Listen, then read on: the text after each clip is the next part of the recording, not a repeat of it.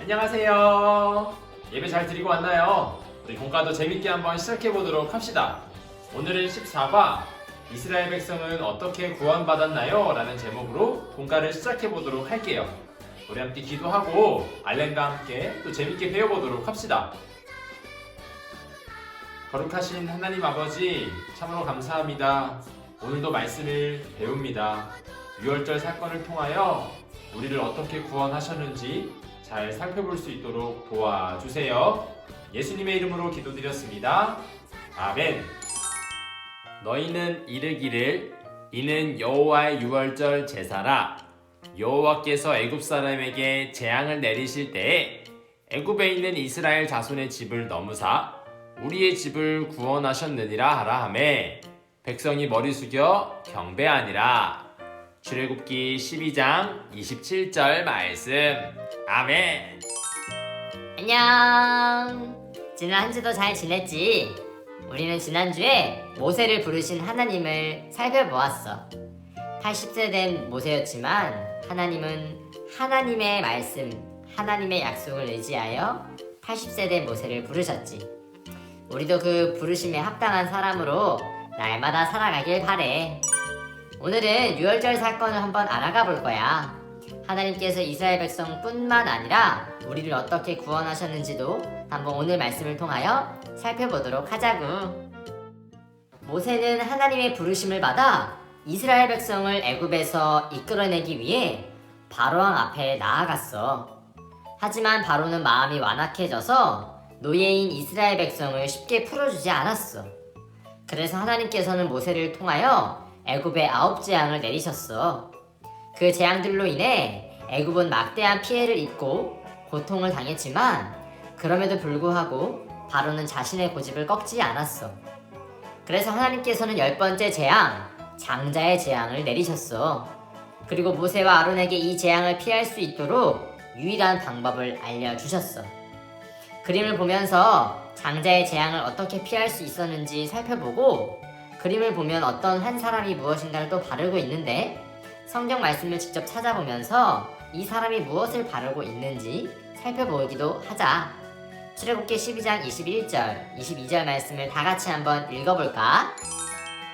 모세가 이스라엘 모든 장로를 불러서 그들에게 이르되 너희는 나가서 너희의 가족대로 어린 양을 택하여 유월절 양으로 잡고 우슬초 묶음을 가져다가 그릇에 담은 피에 적셔서 그 피를 문 인방과 좌우 설주에 뿌리고 아침까지 한 사람도 자기 집 문 밖에 나가지 말라. 출애굽기 12장 21절에서 22절 말씀. 아멘. 장자의 재앙을 피하기 위해 이스라엘 백성은 먼저 가족 수대로 어린 양을 잡았어. 이제 찾아놓은 말씀을 보면서 그림의 빈칸을 하나씩 채워 넣어가 보자. 1번, 어디에 바르고 있니? 문 인방과 좌우 문설주에 바르고 있어요. 2번, 무엇으로 바르고 있니? 우슬초 묶음으로 바르고 있어요. 3번, 무엇을 바르고 있니? 어린 양의 피로 발랐어요. 왜 이렇게 하면 장자의 재앙을 피할 수 있었을까? 출애굽기 12장 13절 말씀을 다 같이 한번 읽어볼까? 내가 애굽 땅을 칠 때에 그 피가 너희가 사는 집에 있어서 너희를 위하여 표적이 될지라. 내가 피를 볼 때에 너희를 넘어가리니 재앙이 너희에게 내려 멸하지 아니하리라. 출애굽기 12장 13절 말씀. 아멘.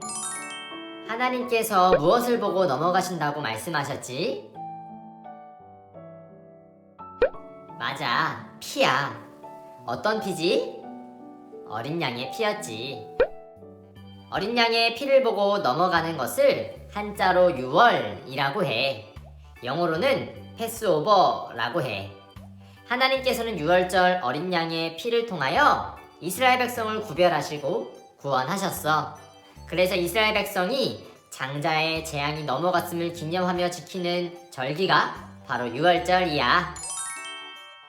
그럼 유월절이 우리와는 어떤 상관이 있는 걸까? 우리도 하나님의 심판을 피하기 위해서 어린 양을 잡아야 할까? 공과책 뒤에 있는 부록 14과 스크래치 스티커를 붙여보자.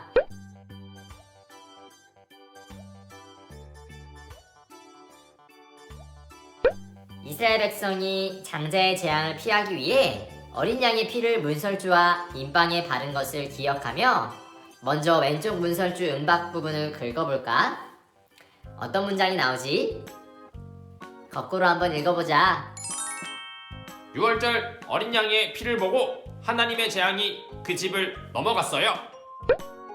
이 문장을 옆에 있는 네모 상자에 적어볼까?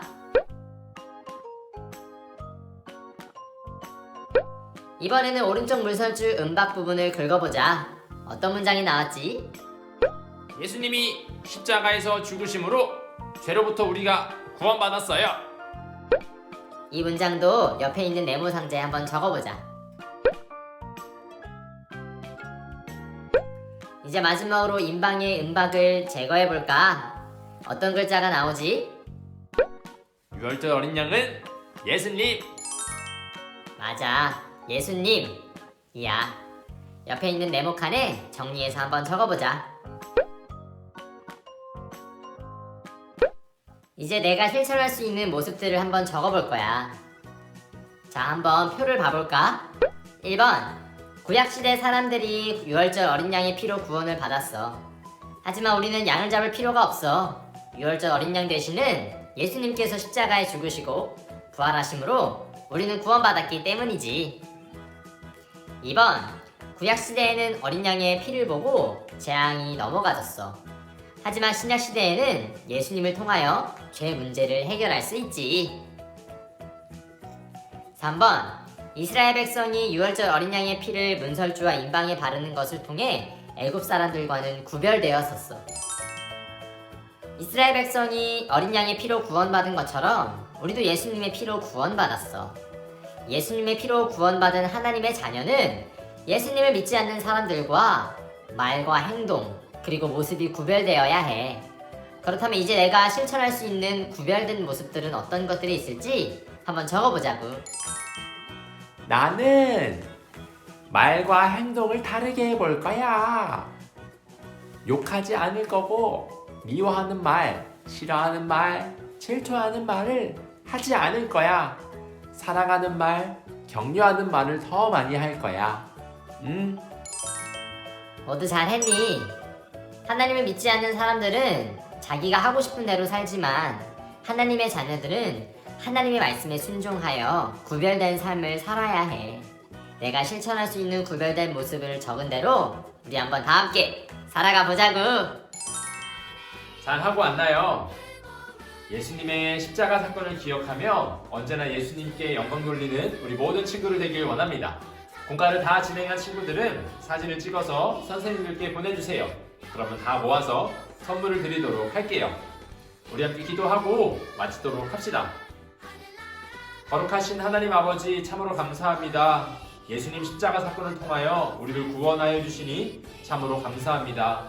그 십자가를 날마다 기억하며 언제나 구별된 삶 살아가는 우리 모두가 될 수 있도록 도와주세요. 예수님의 이름으로 기도드렸습니다. 아멘.